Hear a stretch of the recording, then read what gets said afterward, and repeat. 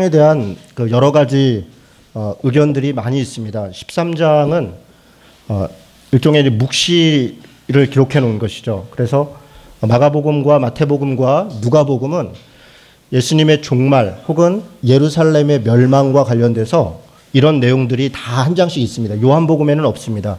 그래서 이 마가복음 13장에 있는 내용을 공관복음의 묵시다 이렇게 이야기합니다.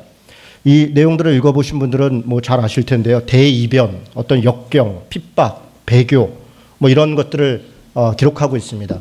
어느 때를 나타내는 걸까요?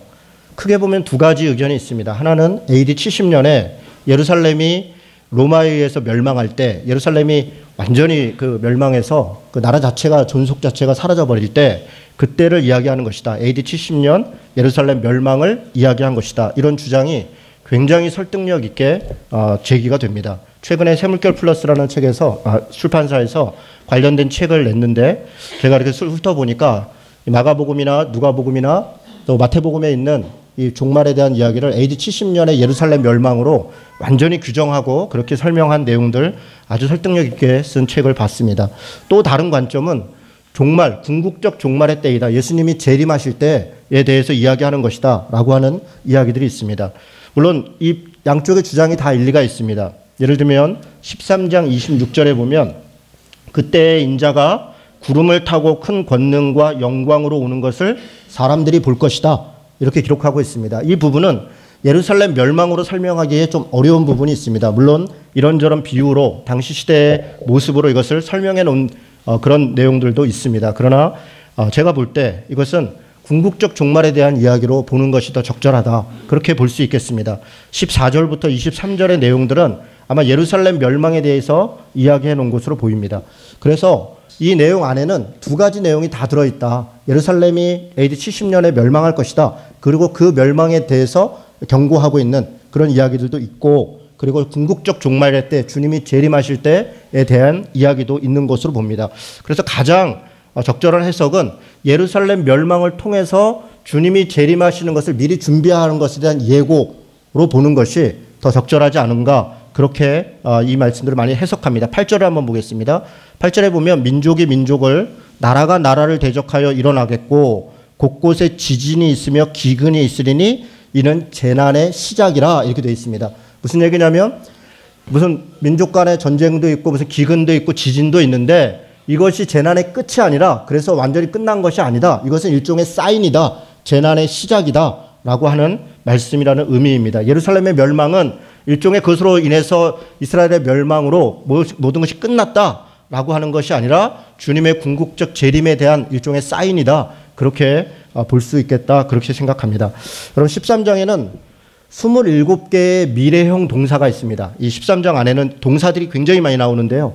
27개의 미래에 이러이러할 것이다, 이러할 것이다 라고 하는 동사가 있고 19개의 명령형 동사가 있습니다. 그래서 이래야 된다, 저래야 된다 라고 하는 부분들이 있습니다.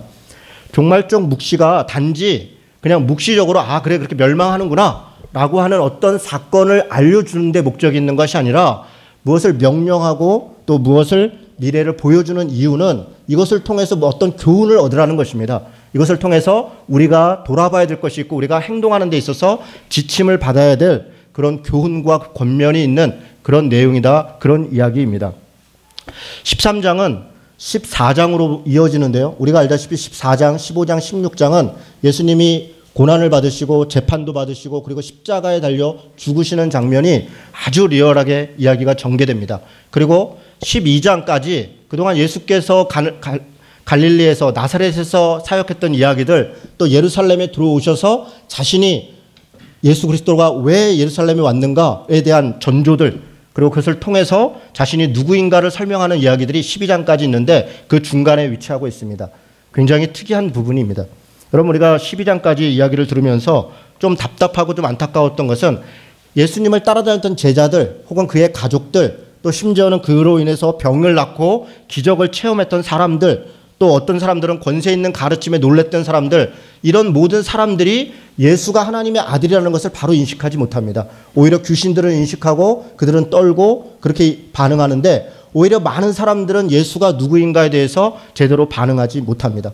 12장까지 내용이 그렇습니다. 결국 13장이 우리에게 이야기하고 싶은 것은 궁극적인 구원, 예수 그리스도께 제자로 우리 삶을 살아가는 것은 십자가와 부활의 삶이 아니면 불가능하다라고 하는 것을 13장이 예고하고 있는 것이다. 그렇게 이야기할 수 있겠습니다. 13장에 나오는 어떤 고난과 십자가의 길은 사실은 13장에 14장부터 나오는 그 고난과 십자가의 길은 13장에 이미 예수를 따르는 사람들에게 닥칠 어떤 환난과 고난들에 대해서 이미 우리도 그것을 겪어야 될 것이다 라고 하는 것을 전제로 이야기가 시작되고 있는 것입니다. 말이 좀 어려운가요? 네, 여러분 표정이 뭔 소리를 하고 있나 이런 표정으로 저를 보고 있는 것 같아서 마음이 심히 무겁습니다.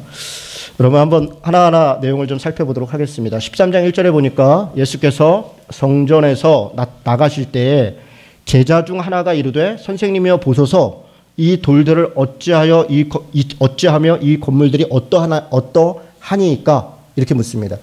여러분 지금 12장까지 예수님께서 예루살렘에 들어가셔서 가시는 길에 지금 엄청난 논쟁들을 합니다. 성전에 가서 청결 사건을 일으키고 성전에서 제사하고 제물을 바치는 것 그것으로서 온전한 신앙을 이룰 수 없다. 율법과 교리와 성전 신앙의 무익함들에 대해서 온전하지 못하는 것에서 끊임없이 지적하는데 그것을 옆에서 바로 지켜봤던 제자들은 첫 질문이 뭡니까? 예수님, 이 성전 어떻습니까? 굉장하죠? 대단하죠? 이스라엘이 이 정도면 괜찮죠? 이것을 자랑하고 있다는 겁니다. 여러분 여전히 제자들은 예수님께서 왜 예루살렘에 들어왔고 그동안 바리새인들이나 사두개인들이나 혹은 헤롯 당이나 서기관들과 무엇 때문에 논쟁을 했는지에 대해서 전혀 공감하거나 또 이해하지 못하고 있습니다. 그들은 자기들의 욕심, 욕망을 가지고 그대로 예수님께 묻고 있는 것입니다. 이 건물 이 정도면 괜찮죠? 예수님이 답변은 내가 이 건물들을 보느냐? 돌 하나 돌 위에 남지 않고 다 망가질 것이다. 이야기합니다. 여러분 사실 이런 믿음이 우리 안에 그대로 있습니다. 우리가 지금 신앙생활하면서 자랑하는 것이 무엇입니까? 우리가 자랑하는 것은 우리 예배당이 얼마나 멋있어, 우리 예배당이 얼마나 커 이런 것들 은근히 자랑하는 거 아닙니까? 나 어느 교회 다녀 라고 자랑하는 거 아닙니까? 여러분 예전에는 사랑의 교회, 온누리교회, 여도순복음교회, 주한장로교회 이런 교회 다니면 자랑하는 겁니다. 나 어느 교회 다녀? 그렇군요. 그것 때문에 자기가 대단히 무슨 신앙이 있고 엄청나게 훌륭한 사람이라고 인식하는 것입니다. 최근에는 어떻습니까? 최근에 혹시 우리 교회 다니시는 분들은 나 더한공동체 교회 다녀. 이게 여러분에게 혹시 자랑이지 않습니까? 어딘가에 가서 나 더한공동체 교회 다녀. 더한공동체 교회가 어디예요? 그걸 몰라. 이게 네이버에 검색해보면 금방 나와. 내가 어느 교회 다닌다 라고 하는 것이 내 신앙의 자랑이 되어서 그것이 마치 내가 바로 그런 교회의 어떤 이미지가 바로 나인 것처럼 예전에는 크기이고 그것이 어떤 욕망이고 그것을 이루어지는 것이었다면 지금은 뭔가 좀 건강해 깨끗해 내가 걔네들과는 좀 달라 라고 하는 것이 우리 안에 은근히 자랑이 되고 있지 않은가 얘기하는 것입니다. 예수님은 말씀하시는 것은 그런 거 하나도 중요하지 않다. 결국은 돌 위에 돌 하나 남지 않을 정도로 다 사라질 것이다. 이야기하는 것입니다. 예수님의 이런 답변에 대해서 제자들이 물어봅니다. 4절에 보니까 우리에게 이르소서 어느 때에 이런 일이 있겠습니까? 어떤 징조가 있겠나이까? 여러분 이 질문 어떻습니까? 예수님이 성전이 다 무너질 것이다. 돌 위에 돌 하나 남지 않을 것이다. 라고 이야기했는데 거기에 대한 제자들의 반응은 언제 그런 일이 일어납니까? 어떤 징조가 있습니까? 라고 하는 것을 묻습니다. 그런데 예수님의 답변을 가만히 보면 예수님은 언제 일어난다. 어떤 징조가 있다. 그런 이야기를 하는 것이 아닙니다. 예수님의 답변은 어떻게 살아야 한다.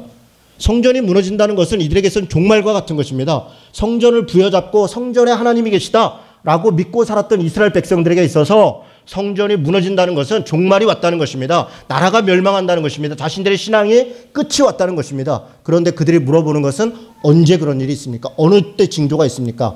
라고 물어봅니다. 자신들은 그런 문제에 있어서 당연히 구원받는다. 당연히 하나님 앞에 우리가 선택받았다라는 것을 전제로 이야기하고 있는 것입니다. 그런데 예수님의 답변은 어떻습니까?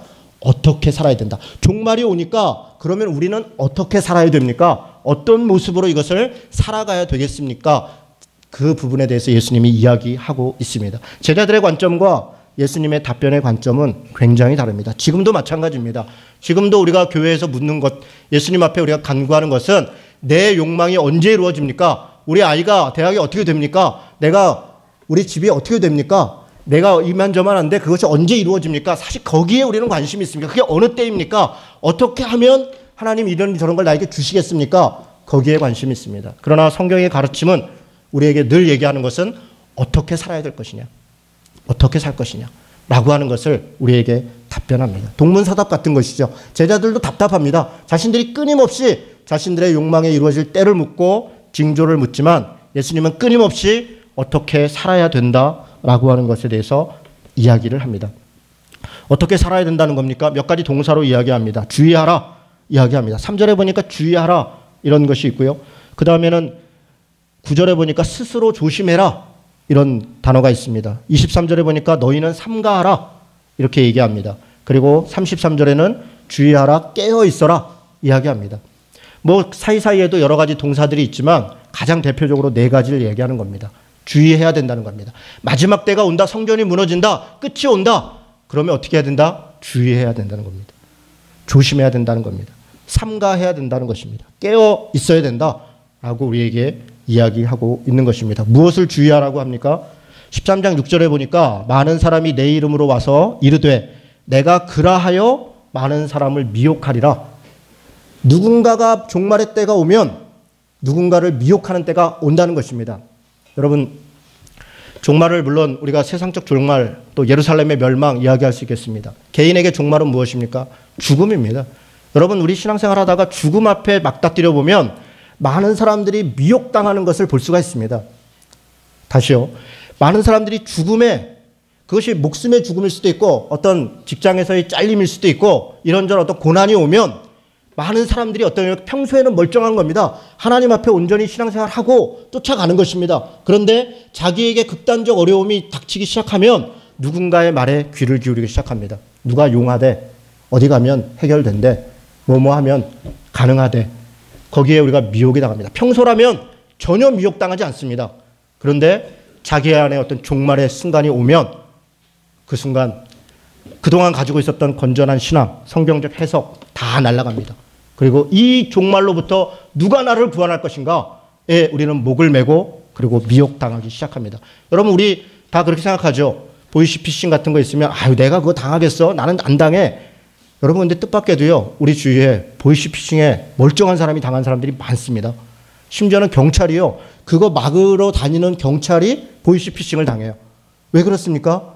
여러분, 어느 순간에 보니까 그것들 절박한 상황들이 막 이렇게 닥치는 거예요. 그러면 이성이 마비되는 겁니다. 어떻게든지 이걸 해결해야 돼. 그 순간 우리는 미혹당하는 것입니다. 미혹하려고 작정하고 미혹하는 사람을 어떻게 이깁니까? 어떻게 이깁니까? 우리가 쉽게, 너무나 쉽게 야, 그 미혹당하는 사람들은 마음이 약한 사람이야, 생각이 모자란 사람이야. 그렇지 않습니다. 신앙이 좋은 사람들이 미혹당합니다. 여러분, 21절에 보니까 그때 어떤 사람이 너희에게 말하되 보라 그리스도가 여기 있다, 보라 저기 있다 하여도 믿지 말아라. 여러분, 이거 당연히 여기 쓰여 있는 것이고 우리가 그렇게 믿습니다. 아, 그리스도가 여기 있다 저기 있다. 무슨 헛소리야. 그런데 여러분, 그 말을 그렇게 믿어요. 여러분, 기가 막힙니다. 거짓 그리스도들과 거짓 선지자들이 일어나 이적과 기사를 행하고 할 수만 있으면 택한 자들을 미혹하리라. 이적과 기사를 행한다는 것입니다. 그냥 와서 증거를 보여준다는 것이에요. 그러면 속지 않을 자가 없다는 것입니다. 최근에 제가 아는 전도사가 자기 친구가 12월에 전쟁 난다는 것을 너무 믿는 거예요. 그래가지고 앉아가지고 3시간 동안 대화를 하는 거예요. 말도 안 되는 얘기다. 그러면서 성경을 가지고 이야기하고, 그 친구도 신학을 한 친구입니다. 이 친구도 전도사고, 앉아가지고 성경이 이렇고 저렇고 얘기를 해도 다 끝난 다음에 하는 말이 그래도 조심해야지. 네 말이 일리가 있는 것 같아. 근데 그래도 혹시 모르잖아. 조심해야지. 여러분, 이게 너무 이상한 거예요. 너무 이상합니다. 그 말을 믿고 사람들이 외국으로 이주한다고 비행기 표를 사고, 우리가 생각할 때는 상상이 안 되죠. 이해가 안 되죠. 그런데 여러분, 어느 날 이준호 목사가 회가닥해서 여러분 12월에 전쟁 납니다. 여기서 우리 아이들 다 죽게 하겠습니까? 우리 다음 달부터 당장 이주합시다. 우리 아이들의 생명에 대해서는 우리가 책임 있는 거 아니지 않습니까? 이래가면서 막 열변을 토하고 그러면 여러분이 선택할 수 있는 건 둘 중에 하나입니다. 교회를 나가든지 제 말을 따르든지. 그렇지 않겠습니까? 목사가 막 거품 물고 막 얘기를 하는데 어떻게 하겠어요? 여러분, 저를 어떻게 쫓아내요? 저를 못 쫓아냅니다, 여러분이. 제가 막 미친 짓 하고 그러면요, 여러분이 저를 쫓아내기가 굉장히 어렵습니다. 제가 안 나간다고 버티고 있으면 어떻게 쫓아내요? 막 법으로 막 소송하고 그러면 못 쫓아냅니다. 여러분 저를. 그러면 여러분 둘 중에 하나 택해야 돼요. 제가 하는 얘기를 따르고 가서 같이 외국으로 나가든지 아니면 교회를 떠나든지. 여러분 그게 현실입니다. 그런 일들이 많이 있습니다. 미혹당하고 미혹하는 일들이 많이 있습니다. 그러나 그것이 끝이 아니라는 겁니다. 주의하라는 것입니다. 미혹하는 자들이 있습니다. 왜 미혹당합니까? 하나님의 말씀을 자기 언어로 스스로 해석하지 못하기 때문에 미혹당하는 것입니다. 누구에 의해서 해석되는 이준호 목사가 그렇게 얘기했어 라고 여러분의 신앙의 근거를 살고 살아가는 사람은 제가 12월에 전쟁 난데 하나님 말씀이 그렇대, 내가 기도하니까 그렇대, 이만저만 하대 하면 반발할 수가 없습니다. 반박할 수가 없어요. 그렇지 않겠습니까? 자기 스스로 성경을 해석할 수 없는데 어떻게 반박할 수가 있겠습니까? 왜 미혹당합니까? 스스로 성경을 읽지 않으면 미혹당합니다. 한동대학교에 이슬람에서 유학 온 친구가 한 명 들어왔습니다. 몇 년 전에 아주 그것 때문에 난리가 났어요. 이 친구가 굉장히 신실한 친구예요. 이슬람의 신앙에. 그래서 이 사람이 우리도 뭐 어디 가면 열심히 복음을 전하는 거죠. 이분도 이슬람인으로서 자기도 열심히 코란을 전합니다. 그런데 뭐가 문제냐면 학생들이 굉장히 믿음이 좋다는 친구들이 그분과 만나서 대화를 하고 코란을 얘기하고 성경을 이야기하는데 넘어가는 거예요. 왜 넘어가나? 왜 넘어갑니까? 성경을 모르는 거예요. 성경을 신앙생활을 자기가 했다고 생각하는데 너 구약 성경에 아브라함 알지? 아브라함이 어쩌고 저쩌고 이스마엘이 어쩌고 얘기하는데 전혀 목맥도 모르고 이해도 처음 듣는 얘기를 하는 거예요. 오 그렇구나 그렇구나. 그리고서 아 내가 그동안 잘못 알았구나. 넘어가는 것입니다. 신천지에 넘어가는 사람들이 여러분 특별한 사람들이 아닙니다. 우리 안에 굉장히 제일 모자란 사람이 신천지에 빠질 것이다. 천만의 말씀입니다. 가장 열심히 있는 사람이 신천지에 빠집니다. 제가 신천지에 있는 사람들을 몇 명 만났습니다. 저희 가족 중에도 한 명이 있습니다. 몇 시간 동안 대화를 했어요. 굉장히 열심히. 제가 볼 땐 그 마을에서 가장 신앙이 좋은 청년입니다. 그런데 신천지에 빠져 있어요. 왜 그렇습니까? 거기에서 뭔가 새로운 것들을 자기 교회에서 한 번도 성경 공부를 해본 적이 없대요. 제가 물어봤어요. 같이 대화를 하는데 너 어떻게 성경을 그렇게 해석하니? 20몇 년 동안 신앙생활을 했는데 한 번도 단 한 번도 성경을 공부해 본 적이 없다는 거예요. 여러분 20몇 년을 신앙생활을 했는데 성경을 한 번도 공부하지 않았다면 도대체 왜 교회를 다니는 겁니까? 10년 동안 우리가 속셈 학원을 다니면 도사가 되는 겁니다. 10년 동안 태권도 학원을 다니면 사범이 되는 거예요. 그런데 10년, 20년 신앙생활을 했는데 성경을 한 번도 읽은 적이 없다, 공부한 적이 없다, 내 스스로 해석한 적이 없다. 여러분 이게 어떻게 이럴 수가 있습니까? 어떻게 이럴 수가 있어요? 성경을 가르치지 않는 목사들도 큰 문제가 있죠. 그러나 성경을 배우지 않고 그저 이것이 선앙당인 것이에요. 예배실에 와서 주일날 와가지고 내가 필요한 거 구하고 목사님 말씀 듣고 아멘 나는 그것을 일주일 살아가고 그렇게 신앙생활 하면 미혹당하는 것입니다. 미혹당하는 것이에요. 여러분 스스로 성경을 읽어야 됩니다. 공부해야 됩니다. 여러분 제가 우리 교회에 언제까지 있을지 모르겠어요. 제가 수요일이든 저녁이든 또 뭐 주일이든 할 수 있는 한 성경 강의를 하려고 애쓰지 않습니까? 와서 같이 공부합시다. 여러분 제가 있는 동안 성경을 공부하지 않으면 나중에 우리 교회 더항구로체 교회 어느 날 가서 나가 더항구로체 교회 건강한 교회라고 그래서 열심히 다녔는데 성경 공부한 것도 없고요. 배운 것도 없고요. 뭐 그게 그거예요. 저는 막 미치고 팔딱 억울한 거예요. 저도 억울합니다. 저도 여러분 교회에 제가 부임해서 지난 3년 4년 동안 정말 열심히 했습니다. 말씀을 가르치려고 했었고 금요기도회 때마다 수요 성경 공부 때마다 주일 때마다 제가 할 수 있는 한 그래서 혹시 시간이 없어서 못 오시는 분들을 위해서 영상으로 다 찍어가지고 교회 사이트에 다 올려놓은 거 아닙니까? 창세기부터 계시록까지 성경 강의한 거 다 올려놓고 제가 뭐 새신자 교육과정 우리 정혜영 교육과정 그거 다 영상으로 해가지고 글까지 써가지고 다 올려놨는데 안 봐? 안 봐요. 여러분 이게 어떻게 되는 겁니까? 그러면 도대체 이 교회에서 저하고 신앙생활 한다는 게 무엇입니까? 이준호 목사를 목사로 담임 목사로 해서 같이 신앙생활을 하는데 그가 성경을 해석하고 그가 어떤 것들을 얘기하는데 무엇이 옳은지 그런지 스스로 공부하지 않으면 살펴보지 않으면 이게 어떻게 된 거라는 겁니까? 어떻게 된 거예요? 여러분 저하고 10년 20년 있어도 제가 하는 성경 해석들에 대해서 여러분이 충분히 이해하고 그러나 내가 볼 때는 저 부분은 좀 잘못된 것 같고 좀 부족한 것 같고 이런 부분에서 요거는 좀 이런 것 같다 이렇게 하지 않으면 여러분 그러면 미혹당할 수밖에 없습니다. 정말 그렇습니다. 여러분 설교요? 설교는 한 3, 4년 이내 신앙생활 한 사람들에게 은혜가 되는 거예요. 여러분 3년, 4년 신앙생활에서 이미 성경을 너댓 번 읽고 자기 스스로 해석하는 사람들이 설교 때문에 내가 은혜를 받았네 못 받았네, 여러분 그게 이상하지 않습니까?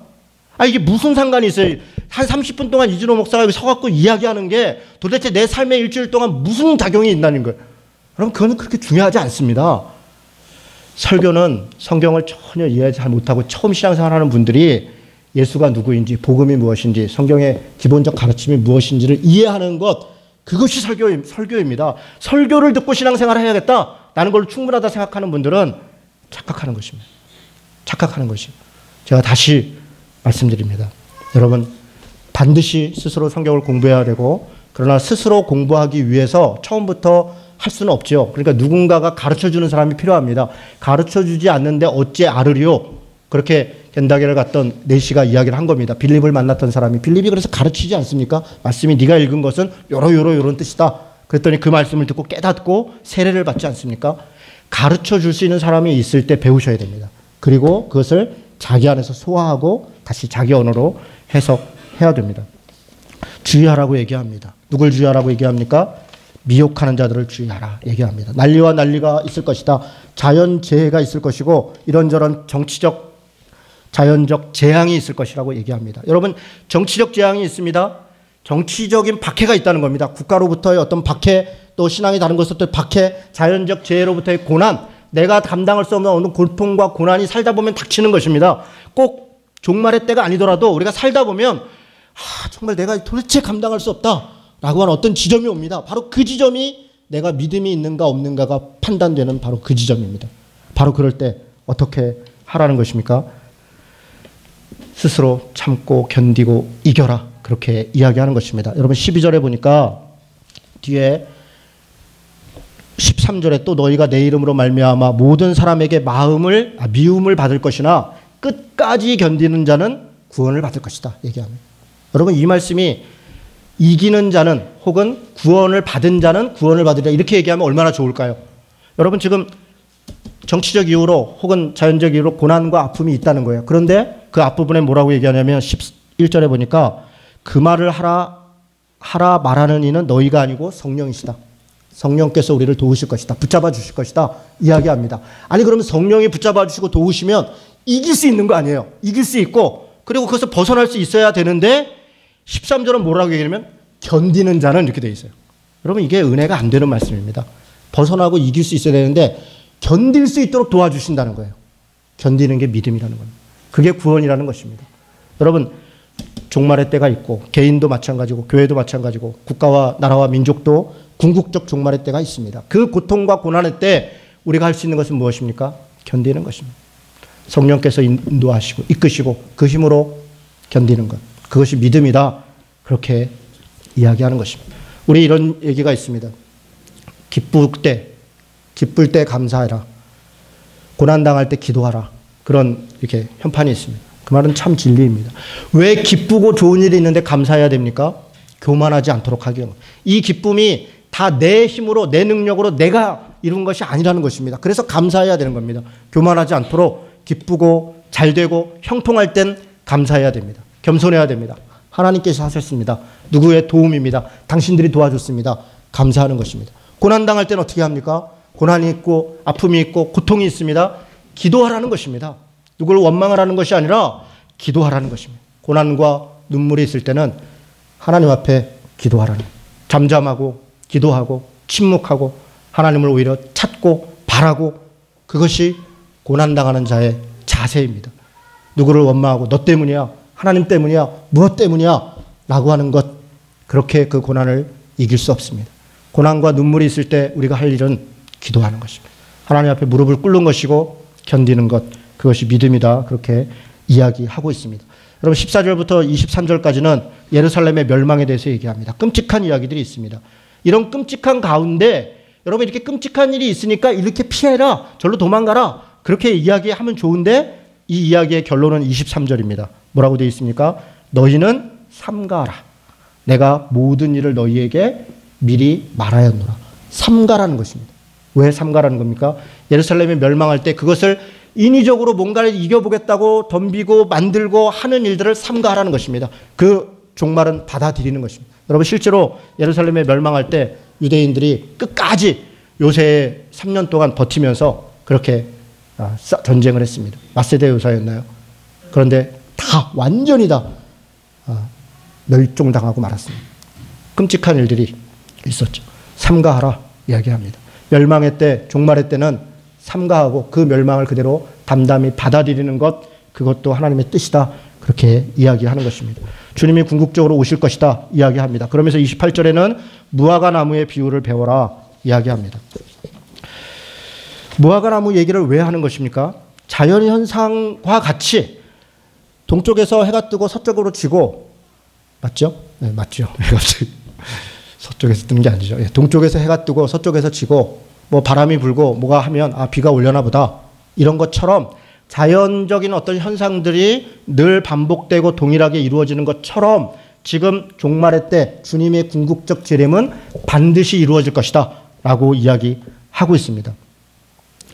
32절 말씀입니다. 32절, 33절 같이 한번 읽도록 하겠습니다. 같이 읽습니다. 그러나 그날과 그때는 아무도 모르나니 하늘에 있는 천사들도 아들도 모르고 아버지만 아시느니라. 주의하라, 깨어있으라. 그때가 언제인지 알지 못함이라. 아멘. 궁극적 종말이 있다는 겁니다. 그래서 우리가 어떻게 해야 된다는 겁니까? 궁극적 종말이 있으니까 어딘가에 피하고 뭘 준비하고, 전혀 그런 게 아닙니다. 깨어있으라는 겁니다. 깨어있어라.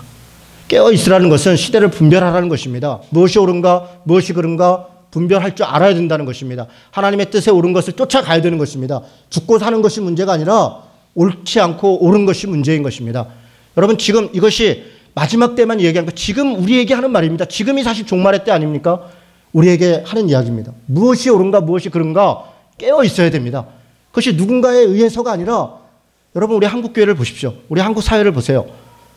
뭐 늘 그렇게 해왔지만 지금처럼 이 종말의 때가 가까이 왔다고 느껴질 적이 있습니까? 저는 우리 한국교회를 보면 정말 돌 위에 돌 하나 남지 않을 정도로 다 멸망할 것이다. 그런 말이 정말 실감이 갑니다. 너무너무 끔찍합니다. 여러분은 아마 삶의 자리가 일상이기 때문에 저희가 느끼는 체감하고는 많이 다를 줄 압니다. 저는 동종업종 종사자들의 얘기 아닙니까? 목사들 얘기고 교회 얘기고 끊임없이 저한테 이야기들이 들어옵니다. 더군다나 제가 뭐 이런저런 일을 한다고 소문이 난 사람이니까 일주일에도 뭐 수도 없이 전화가 옵니다. 교회 이야기들이죠. 여러분 너무 비참하고 너무 끔찍해요. 어떻게 이럴 수가 있을까? 어떻게 이러면서 신앙생활 할 수 있을까? 어떻게 이러면서 목사라고 할 수 있을까? 정말 끔찍합니다. 우리 한국교회의 상황은 정말 끔찍해요. 이때 당시에 예루살렘 성전이 물론 부패했고 권력에 붙어 있었지만 그거보다 지금 우리 한국교회가 더 덜하다, 조금도 그렇게 얘기할 수 없습니다. 종교개혁 시대의 가톨릭교회의 부패, 그렇습니다. 부패했죠. 그래서 우리가 개혁교회가 하나님께서 사용하셔서 나온 거죠. 그런데 그때보다 지금 한국교회가 더 부패했다는 겁니다. 그 중세 카톨릭 교회보다. 여러분 우리가 카톨릭을 욕합니까? 비난합니까? 교리가 어떻고 얘기합니까? 뭐 그럴 수 있습니다. 교리적인 것은 얘기할 수 있겠습니다.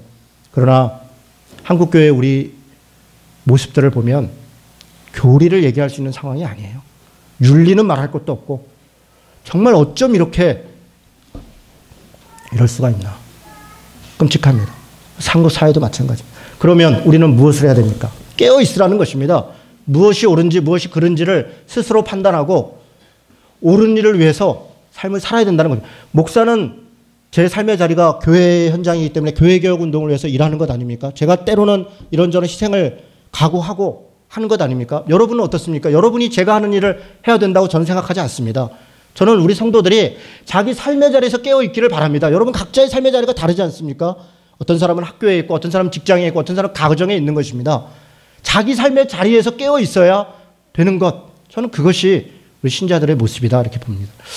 저는 제가 설교도 하고 성경 강의도 하고 이걸 통해서 할 수 있으면 우리 교회 신자들이 하나님의 말씀이 무엇인지, 정말 성경이 이야기하는 하나님, 예수님이 누구인가를 정확히 잘 인식했으면 좋겠다 그런 생각을 합니다. 그런데 거기서 그치지 않고 정말 부끄럽고 부족한 얘기지만 제가 사는 삶의 방식, 여러분이 볼 때 담임 목사로서 이진호 목사가 이런 일이 생겼는데 이렇게 대처하더라, 저런 어려움이 있는데 저렇게 하더라. 어떤 일에 대해서 이렇게 하더라. 그런 모습을 보면서 아, 신자는 저렇게 살아야 되는 거구나. 예수를 믿는다는 건 바로 저렇게 산다는 것이구나. 라고 하는 것을 조금이라도 발견할 수 있고 배울 수 있다면 저는 그랬으면 좋겠어요. 제 삶의 모습 안에 아, 예수 믿는 사람은 저렇게 사는 것이구나. 그러면 여러분도 여러분 삶의 자리에서 여러분 주위에 있는 어떤 사람들이 혹은 여러분의 자녀들이 혹은 여러분 주위에 있는 어떤 사람들이 아, 건강한 교인이라는 것, 예수를 믿는다는 것은 저렇게 사는 거구나. 예수 믿는 사람은 자기 아내한테 저렇게 대하는구나. 예수 믿는 사람은 자기 자녀한테 저렇게 대하는구나. 예수 믿는 사람은 직장에서 이렇게 하는구나. 예수 믿는 사람은 사회적 아픔에 대해서 눈물에 대해서 이렇게 반응하는구나. 그렇게 여러분을 보고 그렇게 할 수 있으면 정말 좋겠어요. 그것이 깨어있는 것입니다. 잠자지 않는 것, 그냥 맨날 교회에 와서 있어라 그런 얘기가 아닙니다. 언제 올지 모른다는 거 아닙니까? 혹 저물 때, 혹 밤중에, 혹 다굴 때, 혹 새벽에 언제 올지 모른다는 거예요. 밤인지 새벽인지 낮인지 모른다는 거예요. 그런데 언제 올지 모르니까 교회에 모여갖고 이것저것 바쳐가면서 종말을 준비하고 이주하고 해외로 나가고 그렇게 하라는 것이 아닙니다. 내게 있는 삶의 자리에서 무엇이 옳은지 어찌 살아야 되는지 그 삶을 묵묵히 최선을 다해 살아가라. 그게 종말을 살아가는 사람의 삶의 자세이다. 그렇게 이야기하는 것이 예수님의 말씀입니다. 이렇게 사는 사람들이 이렇게 종말적 신앙으로 사는 사람들이 십자가를 지는 것입니다. 고난과 십자가를 지는 사람들이 부활을 경험하는 것입니다. 예수님이 지금 14장부터 그 이야기로 나아가는 것입니다. 이렇게 고난과 죽음과 이런 것에서 깨어있고 견디고 주의하고 삼가고 하는 사람들이 예수의 제자가 되어서 그가 십자가를 지신 것처럼 그 뒤를 따를 것이고 그가 부활한 것처럼 그런 부활의 영광에 참여할 것이다. 이야기하는 것이 13장입니다. 사랑하는 성도 여러분, 이 믿음으로 살아가는 성도 되시기를 주님의 이름으로 축원합니다. 아멘. 같이 기도하겠습니다.